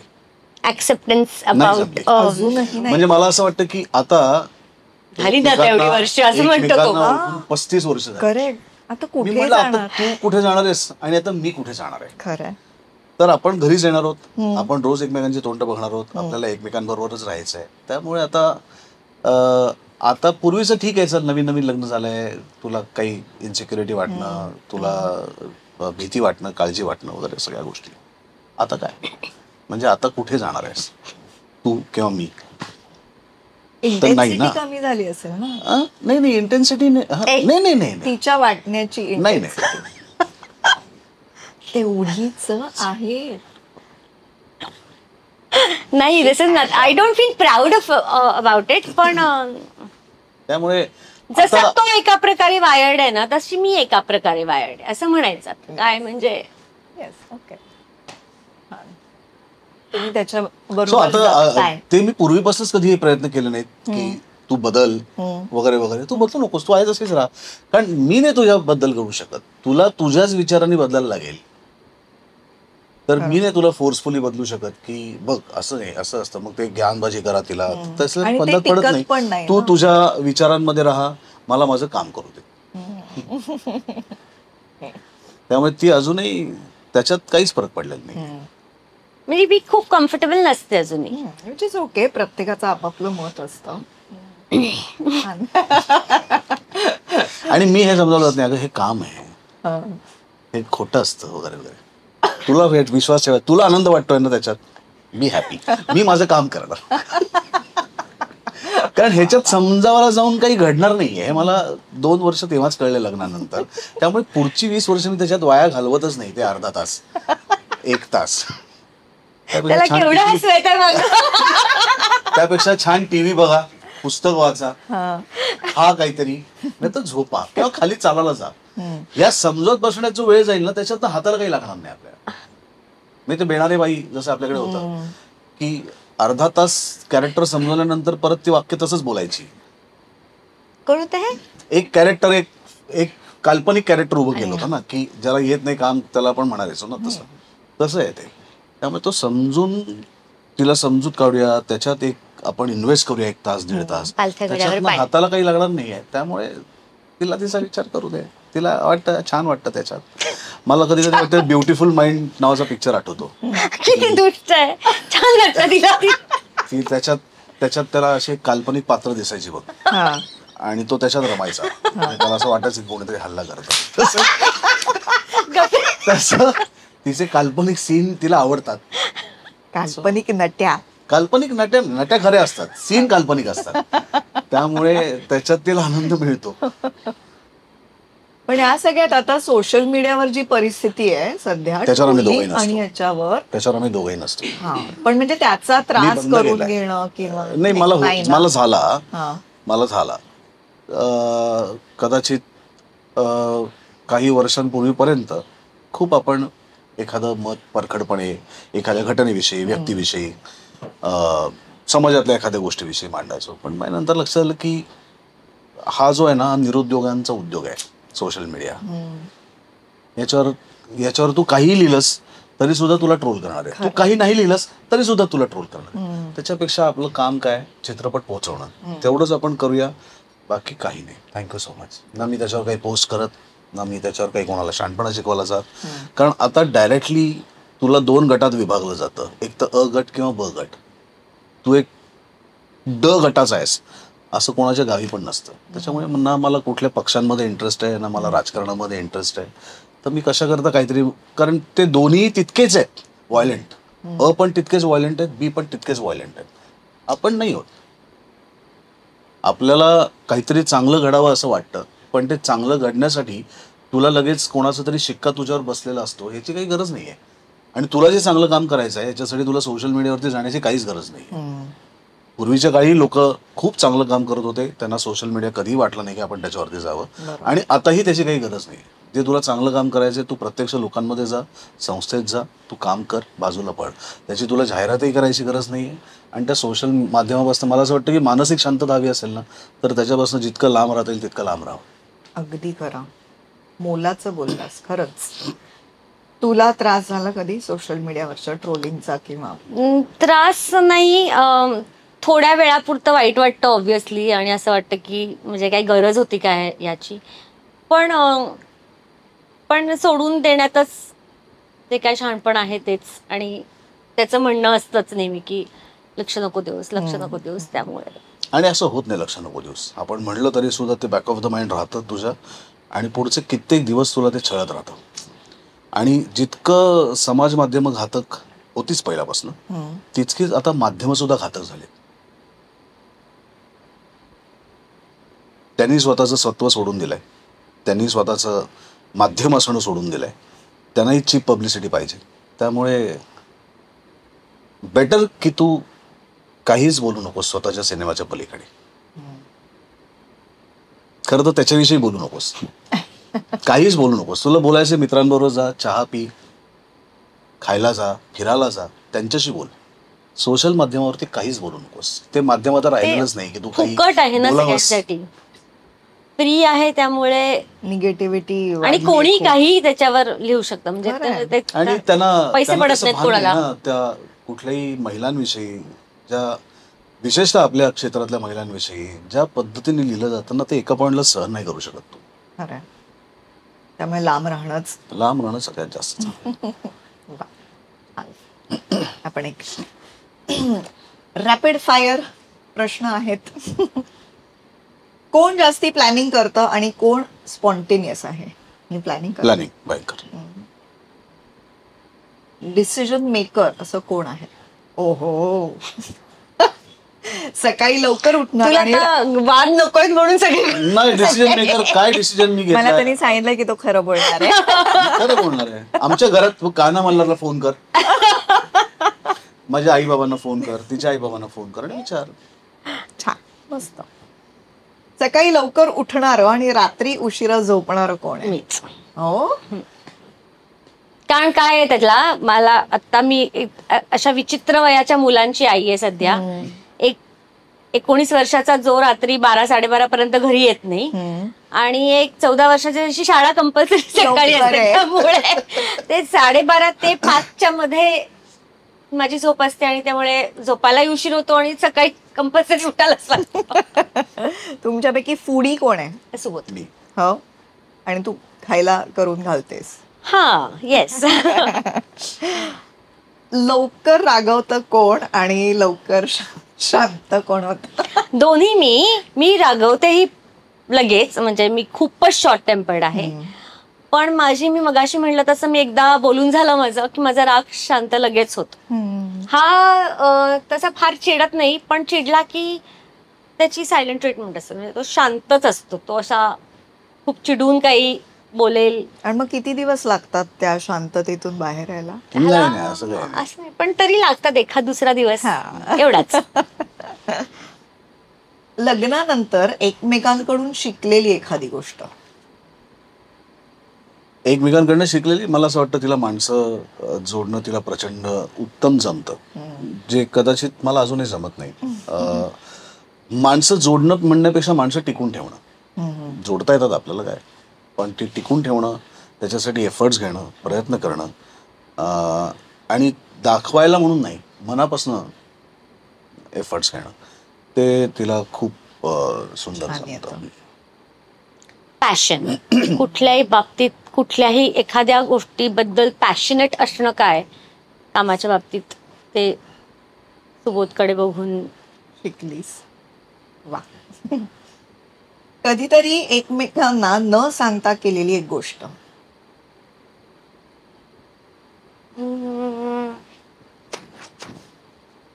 म्हणजे काहीतरी असं सरप्राईज सारखं वगैरे. सरप्राईजही असू शकतं किंवा आवडत नाही समोरच्याला म्हणून एखादी आपण गोष्ट करून न सांगताच करून टाकतो, अशी असू शकते. काही तुमच्या आयुष्यात? पार्ट्या.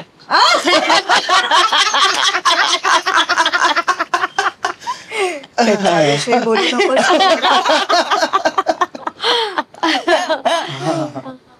पार्ट्याच असतील, याच्यापेक्षा काही नाही. दुसरं तू का? मी काय केलं असेल तुला न सांगता? ते नंतर सांगितलं असं काय झालं असेल का? पार्ट्या तर नाही होऊ शकत माझ्या, त्याला काही फरक नाही पडत, कारण फारसा तो असा आहे की लिव्ह अँड लेट लिव्ह. मी माझं पण मला करू देत आणि तुला हवंय ते तू कर, तो प्रॉब्लेम नाही. पण माझं जरा असं नाहीये, मला हवंय ते मी करणार, पण तुला हवंय तू करूच शकतोस असं नाही. तू पण मला हवं ते करणार असं. एकमेकांची न आवडणारी गोष्ट खूप आहेत, पण अतिरिक्त जबाबदारी घेते सगळ्याच गोष्टींची. मला असं वाटतं थोडंसं केअरफ्री असलं पाहिजे आपण, कारण सारी दुनिया का बोझ मैं उठाता हूँ याची काही गरज नाही ना. आपण काय राष्ट्रपती, पंतप्रधान, नगरसेवक, आमदार, खासदार, मुख्यमंत्री कोणी नाही. आपण आपल्या कुटुंबातले 5-6 लोकांच्या कुटुंबातले एक व्यक्ती आहोत आणि त्या अख्ख्या कुटुंबाची जबाबदारी आपल्यावरती असल्याचा जो एक अतिरिक्त भार त्यांनी घेतलाय, तर त्याची काही गरज नाही. म्हणजे GST पण लागलाय, अजून सर्व्हिस टॅक्स पण लागलाय, हा इतके टॅक्सेस घेऊन ती जगते. तर तिने थोडंसं केअरफ्री असलं पाहिजे. आणि सतत मला असं वाटतं की प्रत्येकाचं आयुष्य आपण जर लक्ष नाही दिलं तर ते वाया जाईल. ही जी एक प्रत्येकाचं म्हणजे काना म्हणणार मी, मग ते महत्वाचं आहेत ना. शाळा ही तिचीच माणसं आहेत ना, म्हणजे नाही असं नाही. म्हणून ते स्पेसिफाय केलं. त्याच्या दोऱ्या हातात ठेवल्या आहेत, तर मला असं वाटतं की त्याची पेरेंटिंगला पण गरज नसते आणि संसारात पण गरज नसते. ते हे जे पेरेंटिंगचं म्हणलं ना की ते जे बांधून ठेवणं आहे ना, ते कधी कधी त्रासदायक होतं. आणि मुलांच्या बाबतीत स्पेसिफिकली, कारण मी मुलगा आहे, मी म्हणजे माझी मुलं काय मस्ती करतील त्याच्या कित्येक पट मी शाळा कॉलेजमध्ये सगळं करून झालंय. नाटकांनी कदाचित मला शहाणं केलंय. माझ्या आई वडिलांनी, माझ्या बायकोनी नाही, नाटकांनी संस्कार केलेत माझ्यावरती, विचारी असण्याचं, शांत असण्याचं वगैरे वगैरे. पण कधी कधी ती ओढवून घेते त्रास असं मला वाटतं. आणि दुसरी गोष्ट की सतत जर तू एखाद्या गोष्टीच्या पाठीमागे राहिलीस तर तू जितका पिस्टन दाबतेस ना तितकं ते उसळून वरती येतं. मग ते मुलं असतील, ते नातं असेल, कुठली गोष्ट असेल, मला असं वाटतं त्याला जितकं तू बांधून ठेवायचा प्रयत्न करतेस तितकं ते सुटायचा प्रयत्न करतं. त्यामुळे बांधून नाही ठेवायचं. मी नाही, मला काही गरज नाही आहे. मला माहिती आहे मंजिरी माझ्यावर आयुष्यभर असणार आहे आणि मी तिच्याबरोबर आयुष्यभर असणार आहे. आता ह्याच्यासाठी त्या दोऱ्या हातात ठेवण्याची मला गरज नाही वाटत. तिला वाटते, मुलांच्या पण. तर हे जे अतिरिक्त ओझं तिने घेतलंय ना, हे केअरफ्री तिने असलं पाहिजे तिच्या स्वतःच्या आरोग्यासाठी, बरोबर, मानसिक, शारीरिक दोन्ही. आणि आता तर नक्की, आता म्हणजे काही गरज नाही आहे. आणि तू कितीही केलंस तरी मुलांना फायनली त्यांना जे करायचं तेच ते करणार आहेत. खरंय, आता तर नाहीच ऐकत. त्यामुळे मुलं, आपण कुठे ऐकलं? हो, अर्थात आपल्या आई वडिलांनी आपल्यावरती फोर्स नाही केला, पण आपल्याला हवं तेच आपण केलं. मला हव्या त्याच मुलीशी मी लग्न केलं, मला हवं तेच करिअर मी केलं. आणि तरी माझे आई बाबा माझ्याशी चांगलंच बोलतात, ते माझ्यावर तितकंच प्रेम करतात, ते हिच्यावर माझ्यापेक्षा जास्त प्रेम करतात. तुझ्या ज्या खूप न आवडणाऱ्या गोष्टी त्यातली एखादी जी त्यांनी बदलावी असं. हे एक की तो मला असं वाटतं त्याचा डिसिप्लिन खूप कमी पडतो असं मला वाटतं. मी मगाशी म्हटलं तसं आमचं पेरेंटिंग जे वेगवेगळं आहे, तर तो खूप लेट गो करतो. जाऊ देत जाऊ देत जाऊ देत जाऊ देत. तर मला असं वाटतं की एवढं जाऊ देतची काही गरज नसते, कुठेतरी थोडासा ठेवायला पाहिजे. आणि मुलं माझी अर्धवट वयात आहेत आत्ता, म्हणजे इतकी काही शहाणी नाही आहेत दोघंही जण, नाहीच आहेत अजिबात. तर आणि सोबत खूप घरात आळशी आहे, त्याला काहीच काम नसतं करायचं. त्याला एखादे दिवस जर का सुट्टी असेल किंवा 2 दिवस सुट्टी असेल तेव्हा तो म्हणतो की तूही काही करू नकोस, मीही काही करत नाही, आपण ऑर्डर करूयात आणि नुसतं TV बघत बसूयात. तर मग मला असं वाटतं की नाही, एक दिवस सुट्टी आहे ना, मग ही कामं आहेत तर ती करूयात. तर ही तो त्यामध्ये त्याचा आळशीपणा जरा खूप काम करतो ग तो. बोलली त्याची मैत्रीण.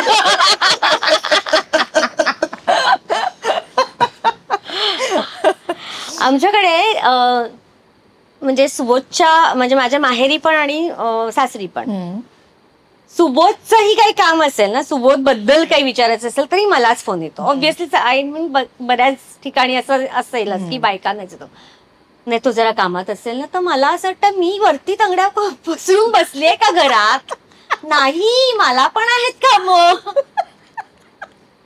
त्याचं आधार कार्ड पाठव, त्याच्याकडे आहे त्याचं आधार कार्ड, माझ्याकडे नाहीये. वा वा. तर ही जबाबदारी कोणी घेतली? मी घेतली म्हणजे काय? तुझ्या बहिणीची जबाबदारी कोणी घेतली? तुझ्या आई वडिलांची जबाबदारी कोणी घेतली? तू स्वतःकडे घेतलीस ना. म्हणजे काय करते मी? म्हणजे तू घेतलीस ना जबाबदारी, मग ते तुलाच फोन करणार. असं म्हणतोय तो. माझ्या आई वडिलांचं म्हणत नाही मी, माझ्या आई वडिलांचं मी करीनच. अरे तुझ्या बाबतीत करण्याचं म्हणतच नाही मी करण्याचं म्हणतच नाहीये. आपले जितके माझ्या आई वडिलांचे जितके फोन होतात त्याच्या साधारणपणे 15 पट माझ्या आई बाबांचे आणि हिचे फोन होतात. बरोबर. का होतात तेच मी आता सांगितलं. कारण तिला नाही करावं असं वाटत मला फोन माझ्या आईला. तिला हे कारण करावंसं अगं तू वाटतो. काम करशील, तो हो म्हणेल आणि काही करणार नाही हे माहिती आहे. मग तू गुणी आहेस म्हणून नाही, तुला असं नाही म्हणू. ते काय तुला काम असं सांगायला एक फोन म्हणलं केला? की झालं. बर, आतापर्यंतची अविस्मरणीय डेट आठवतीये का? मला असं वाटतं आता आपण गोव्याला गेलो होतो. हो. दोघच? नाही खरं तर मित्रांना घेऊन गेलो होतो. हो, आमच्या हनीमूनला गेलो होतो तेव्हा आम्ही उधारीवर गेलो होतो. आता गेलो होतो ते पैसा खर्च करून गेलो होतो आणि छान झाली आमची ट्रिप. आम्हाला कदाचित ते हॉटेल तेव्हा आयुष्यात कधी परवडलं नसतं त्याच्या जवळ जाणं. आम्ही आज त्या हॉटेलमध्ये राहिलो. आम्ही एक छान रात्रीची बोट बुक करून आम्ही समुद्रात मित्र त्यांच्या फॅमिली आम्ही असे गप्पा टप्पा असं, त्यामुळे आम्हाला पाहिजे तसं आम्ही ते 3 दिवस घालवले. आम्ही दोघं आणि इव्हन आम्हीच्या हनीमूनला मला आठवत आहे की आम्ही इतके मित्र असल्यामुळे आम्ही दुसऱ्या दिवशी घरी फोन केला होता आम्ही कंटाळलो होतो की आता मला 7 दिवस राहायचं इकडे. पण एक दिवस गोवा बघून झालं, नॉर्थ गोवा झालं, साऊथ गोवा झालं आणि आम्ही म्हणलं तर जाऊयात घरी असं आलं होतं आम्हाला. तर आम्ही एकमेकांबरोबर वेळ एन्जॉय करतोच अर्थात, पण तरीही आम्हाला एक लागतात लोक आसपास बरोबर. सतत. आम्ही दोघं, मला असं वाटतं 3-4 वर्षापूर्वी रोड ट्रिप आम्ही दोघंच गेलो होतो उडपीला. उडपीपर्यंत ड्राईव्ह करत गेलो. ड्राईव्ह करत गेलो. काही वेळ तिने केलं, काही वेळ मी केलं, पण आम्ही दोघंच होतो आणि आम्हाला मजा आली होती. कमाल. घरी चर्चा किती होते कामावरनं? म्हणजे कुठल्याही तू तुझं काम किंवा आता तू निर्मितीमध्ये आहेस क्षेत्रात किंवा पूर्वी IT च्या संदर्भात आपापल्या कामाविषयी घरी चर्चा होते का? आणि याच्या अभिनयाविषयी घरून काही कॉम्प्लिमेंट्स किंवा कधी कधी हे आवडलं नाही ते आवडलं नाही अशा काही चर्चा घरी होतात ना. म्हणजे मला असं वाटतं चर्चा सजेशन साठी किंवा अशा किंवा सजेशन नाही, परमिशन साठी नाही होत. सांगितलं जातं किंवा म्हणजे की आज हे आहे, आज ते, आज त्याचं कुठल्या पिक्चरचं वाचन आहे किंवा आज त्यांनी हा पिक्चर साईन केला आहे, हे कलाकार आहेत त्याच्यात, असं अशा चर्चा होतात. आणि हो ना, म्हणजे आणि ती क्रिटिक आहे सिनेमाची किंवा माझ्या कामाची. म्हणजे उगाच मी काम केलं म्हणून कौतुक करणाऱ्यातली ती नाही आहे. ते नाही आवडलं तर तेही ती सांगते मोकळेपणाने, आवडलं तरी सांगते. मला काम करण्याच्या मध्ये, म्हणजे हे काम करायचं का नाही करायचं याच्यामध्ये मी कोणालाच येऊ देत नाही. तो पूर्णपणे माझा आणि फक्त माझा डिसिजन आहे, कारण मला काम करायचं आहे. त्यामुळे तुला जरी वाटलं तरी मी काम नाही करणार, आणि तुला वाटलं हे नाही करावं तरी मी करणार नाही असं होणार नाही, मी करणार, कारण ते मला वाटतं. मी उदाहरण देतोय. तर त्याच्यामध्ये मी कोणालाच येऊ देत नाही. ते फक्त आणि फक्त माझा डिसिजन असतो. तसंच ती जेव्हा प्रोड्युसर म्हणून काम करते त्याच्यातही मी स्वतःला घालत नाही, कारण तो तिचा डिसिजन आहे. आणि मला असं वाटतं की फायनली तुझा विश्वास असणं म्हणजे काय असणं, की मला असं वाटतं विश्वास म्हणजे ते की तुला जे करायचे ते कर, पण मी तुझ्यासाठी आयुष्यभर क्वेश्चनिंग आहे याची जाणीव करून देणं हाच विश्वास आहे. तुला पडायचंय तू पड, तुला लॉसमध्ये जायचंय तू लॉसमध्ये जा, तुला माझा कंटाळा आलाय, तुला काही दिवस निघून जायचंय जा, मी कायम इथेच आहे. मी कायम इथेच आहे. नाही, मी कायम इथेच आहे याची जाणीव करून देणं हाच विश्वास आहे असं मला वाटतं. त्याच्यामुळे ना मी तिला कुठली सजेशन द्यायला जात. इनफॅक्ट मला असं वाटतं की तिला एखादी गोष्ट कमी पडत असेल तर तिथे मी नक्की उभा राहीन. पण तू हे कर, तू हे करू नको असं मी तिला कधीही सांगायला जाणार नाही. कारण दॅट इज हर डिसिजन. कारण ती प्रोड्युसर म्हणून आहे, निर्माती म्हणून तिचं नाव लागतंय. पण डेफिनेटली चर्चा होते, तिच्या विषयांबद्दल होते, तिचं नवीन ट्रॅकबद्दल होते, नवीन माणसं जर टीममध्ये आली तर त्याच्याबद्दल होते, चॅनल मीटिंगबद्दल होते. पण काय म्हणूया आपण, परवानगीसारखी चर्चा नाही होत. चर्चाच करायची म्हणून चर्चा होत नाही. ती कधीतरी होते, पण ती असं आता आपण चर्चा करूया असं काही तसं नसतं. मला असं वाटतं गप्पांमधनं वाटलं तर ती होते, नाही तर नाही. तुम्ही दोघांनी एकत्र पाहिलेलं एक स्वप्न आणि जे तुम्ही पूर्ण केलं असं काय होतं सुरुवातीच्या काळात? मुंबईतलं घर. हो, डेफिनेटली. आणि आता एक सोडून दोन.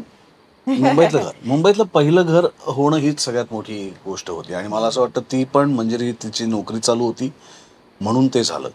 दुसरं घर झालं तेही माझी डेअरिंग नव्हती तेव्हा घर घेण्याची, पण तिने ते धाडस दाखवलं म्हणून दुसरंही घर झालं, नाहीतर तेही नसं झालं. त्यामुळे मुंबईतलं घर हे आमचं स्वप्न होतं, पण ते तिच्यामुळे पूर्ण झालं. आणि पुण्यातून जेव्हा तुम्ही मुंबई सारख्या शहरात येतात तेव्हा तुम्ही दोघांनी शिफ्ट व्हायचं ठरवलं. हा डिसिजन कसा घेतला, तेव्हा ते कसं अवघड गेलं, काही सांगू शकता? अवघड नक्की होतं, जास्त सुबोध आणि आईबाबांसाठी. कारण सुबोध तसा मुंबईत शिफ्ट नव्हता झाला. मी लग्नानंतर 2 वर्ष पुण्यातच आम्ही एकत्र राहत होतो. मग त्याच्यानंतर मला जॉब माझा मुंबईत मिळाला. आणि त्याच्या आधी सुबोधला तुला सिरियल आधी मुंबईत आली का? हा, तुला सिरियल आधी मुंबईत आली ना. आणि मग तेव्हा आई म्हणाली की मग तू पण मुंबईत शिफ्ट हो, कारण मला हे नाही चालणार की तो तिकडे गेलाय आणि मग तू इकडे आणि मग तो जाऊन, म्हणजे माझी सासू सुबोधची आईच म्हणाली. तर त्यामुळे मग फॉर्च्युनेटली मला पण पटणीमध्येच होते मी, तर मला ट्रान्सफर मिळाली. त्यामुळे आम्ही शिफ्ट झालो मुंबईत. आम्ही 1 वर्षभर माझ्या मावशीच्या घरी पार्ल्यात राहिलो आणि नंतर मग आम्ही आमचं बिंबिसारमध्ये घर घेतलं.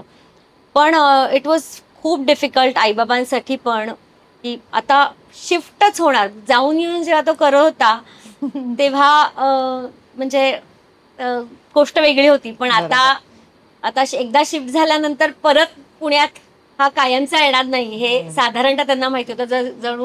म्हणजे जरी आम्ही दोघंही जण अजून मध्ये मध्ये आम्हाला आता पुण्यात शिफ्ट व्हायचं असं होतं. पण आता मुलं नाही होणार बहुतेक, कारण ते टिपिकल मुंबईकर आहेत दोघं जण, आणि त्यामुळे ती नाही होणार.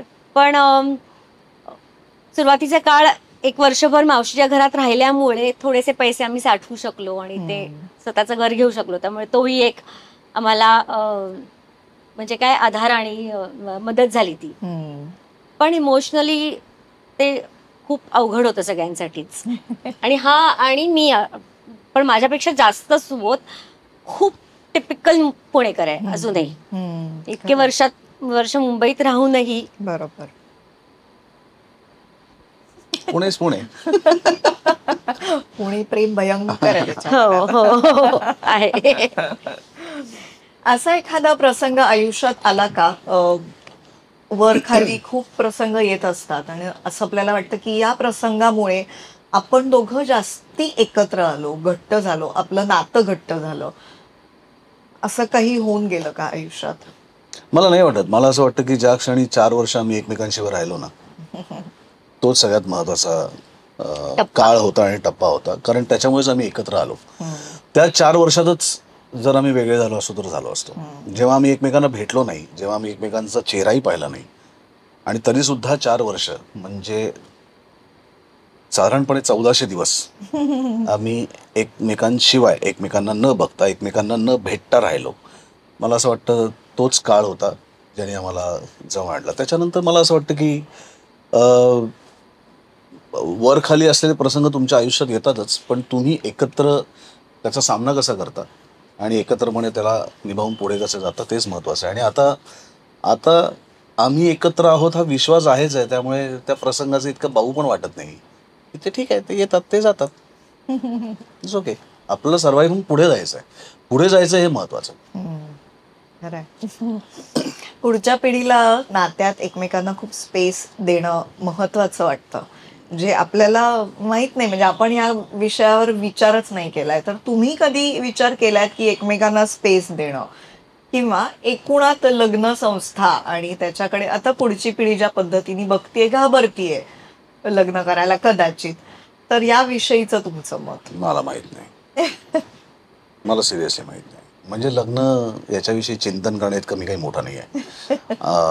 किंवा नातेसंबंध हा इतका मोठा विषय आहे की त्याच्यावरही चिंतन करणे इतका मी मोठा नाही आहे. माझं मंजिरीबरोबर लग्न झालं कारण मला तिच्याबरोबरच लग्न करायचं होतं आणि तिच्याबरोबर राहायचं होतं. आणि अजूनही ते टिकून आहे कारण मला तीच हवी माझ्या आयुष्यात, बाकी कोणी नको. इतकं सोपं आहे. आणि स्पेस देण्याविषयी काय सांगाल? नाही, कधी कधी असं वाटतं, पण कधी कधी 2 दिवसापेक्षा जास्त नको असते स्पेस आपल्याला. कंटाळा येतो कारण आपल्या माणसाची सवय झालेली असते. पण म्हणजे असं नाही होऊ शकत की जसं शूटिंगला असल्यानंतर आपल्याला कामामुळे कदाचित कळत नाही, पण 2 दिवस जर मंजिरी घरी नसेल मुंबईत तर मला सहन नाही होत. घर खायला उठतं. आणि तेव्हा डेफिनेटली हेही कळतं की आपण जेव्हा 25 दिवस 1 महिना शूटिंगसाठी बाहेर असू किंवा अजून असू, तेव्हा आपल्या पार्टनरची काय हालत होत असेल तेही आपल्याला कळतं. त्यामुळे काम गरजेचं आहे, मला मान्य आहे. पण तुम्ही स्वतःबरोबर एकमेकांबरोबर वेळ घालवणं तेही गरजेचं आहे. आणि गेल्या काही वर्षांपासून हा प्रयत्न मी करतोय.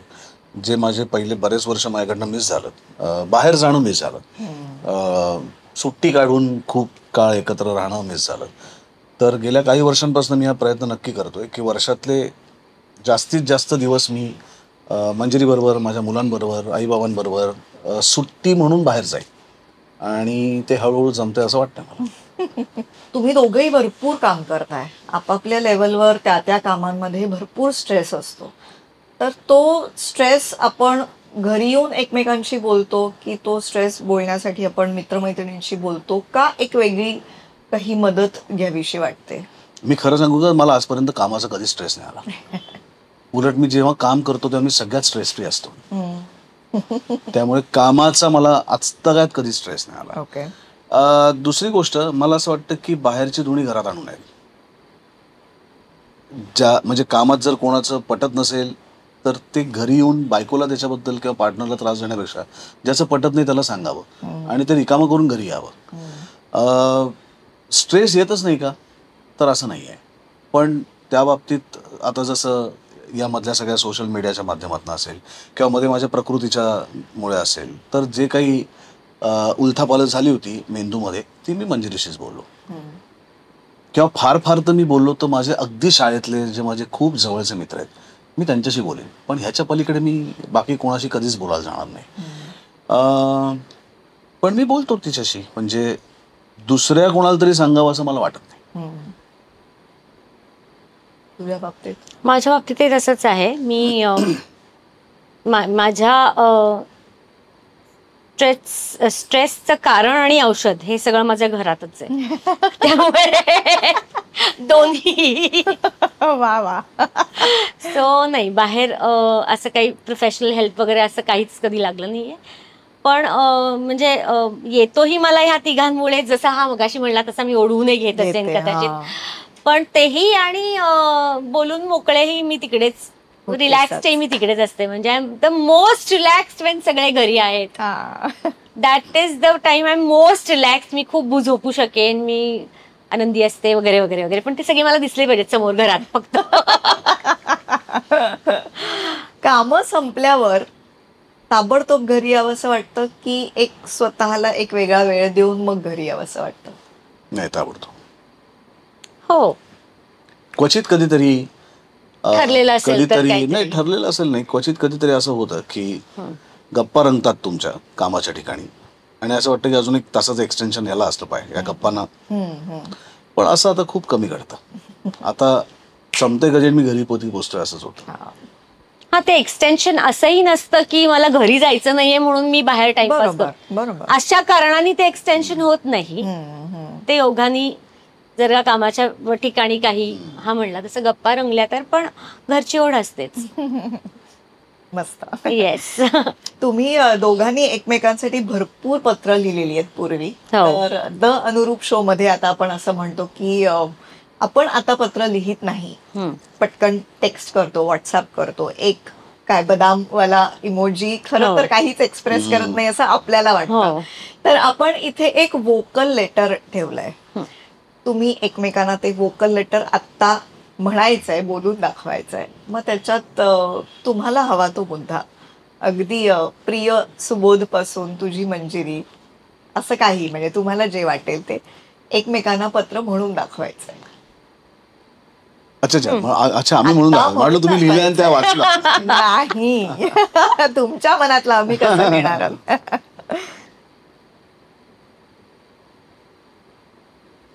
तू बर पाठव पत्र.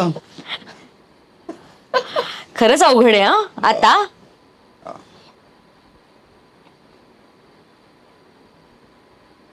ऍक्च्युली लिहायची इतकी सवय गेली की म्हणजे मी घरी आल्यावर बोलू तुझा सुबोध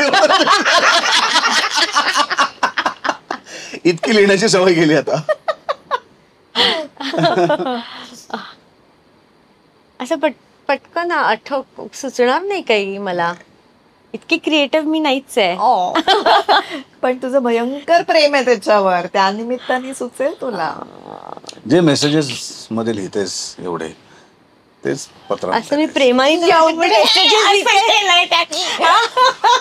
प्रेमाने कुठले मेसेजेस लिहिले प्रेमाने नाही, एवढे. प्रेमाने नाही, तक्रार करण्याचे. तक्रार आलं की तुला एवढं सुचेल. तेव्हा काहीतरी कारण असतं ना सुबोध. कारण तेच म्हणले की तुला सुचेल.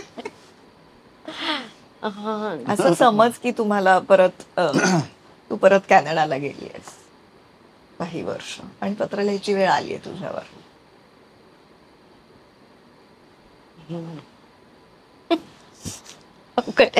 तू सांग बाबा, मला नाही सुचत आता पटकन. प्रिय सुबोधच्या पलीकडे काही सुचत नाहीये. 1.5 महिना झाला तुम्ही भेटलाच नाही आहात. तू कॅनडात आहेस, तो इथे. तेव्हा मी प्रॉब्लेम त्याला हेच विचारून घरी वेळ देतोयस का. हे काम लिही ना, केलंस का? तसंच लिही पत्र ते म्हणजे काय म्हण. केलंस का? प्रिय सुबोध. प्रिय सुबोध. आता तुझा पुढचा पिक्चर कधी रिलीज आहे. आता काहीतरी होईलच ना रिलीज. 22 तारखेला एक तुझा नेक्स्ट पिक्चर रिलीज आहे. त्याचं प्रमोशन सुरू झालं का. आणि प्रमोशनला बाहेर जाशील तेव्हा मुलं काय करतायत, मुलं कुठे आहेत, फोनवर त्यांची चौकशी करत राहा. एकदा बाहेर गेलास की बाहेरचाच होऊ नकोस. पुण्याला जाणार असेल तर घरी राहायला जा, हॉटेलमध्ये राहू नकोस प्रमोशनला. आणि पिक्चरच्या आधी मी येतेच. सूचना. केवळ मी पण बघतीये की हे असं कर, ते तसं कर, ते तसं कर.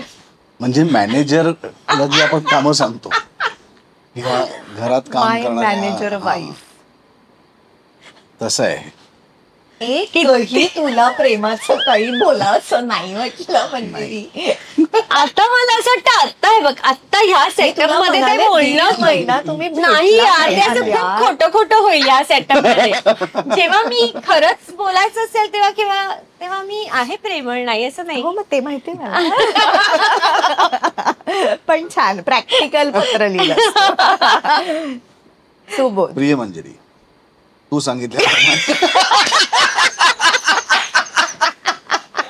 सकाळी मल्हारला उठवलेलं आहे, त्याला शाळेत बस पर्यंत सोडलेलं आहे. कान्हा रोज सकाळी जातो कॉलेजला, पण घरी येतो 1:30 वाजता. त्याचं व्यवस्थित चाललेलं आहे. दोघांना जेवणाची श्रद्धा आहे, ती दोघांना जेवणाचं करते. अशा पत्राला असंच रिप्लाय केला पाहिजे.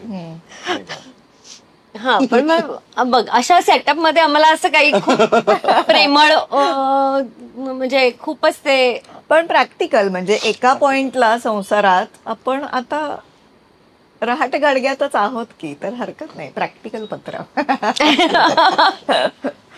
तू लवकर ये, वाट बघतोय. हा बघ ना? किती गोड. येस. आणि सुखी संसाराचं काही अनुरूप सूत्र आहे असं काही मला वाटतं? सूत्र शोधायला जाऊ नये. संसार करावा तो सुखीच होतो. तुला काय वाटतं? नाही, मलाही हेच वाटतं की मुद्दाहून तुम्ही काहीतरी करण्याच्या नादात तुमचं जे काय साधं सोपं अवघड करून टाकतो आपण कधीतरी, की काहीतरी मुद्दाहून वेगळं शोधण्याच्या नादात जे साधं सरळ सोपं छान असतं ते अवघड करायला नको जायला.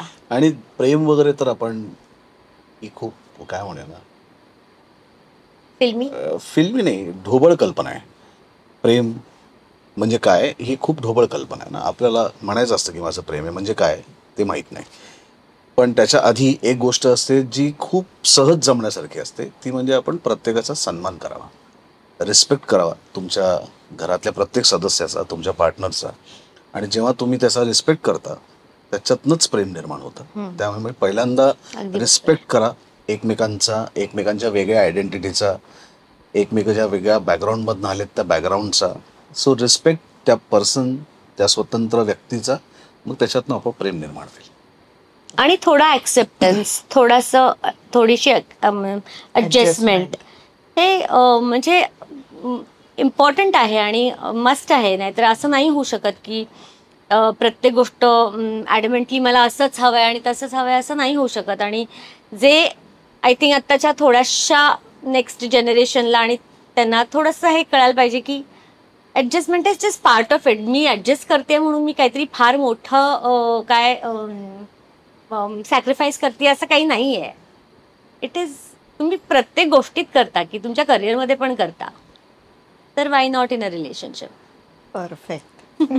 किती छान मज्जा आली मला आज गप्पा मारून. खूप मज्जा आली. Yes, thank you. आता जाता जाता आमच्याकडनं भेट. बसा बसा. हो, अच्छा, हे नाईस. खूप छान.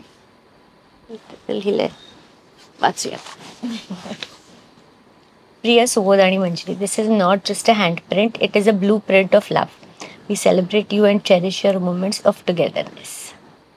प्रेम, आदर आणि विश्वास ही समृद्ध सहजीवनाची त्रिसूत्री आहे.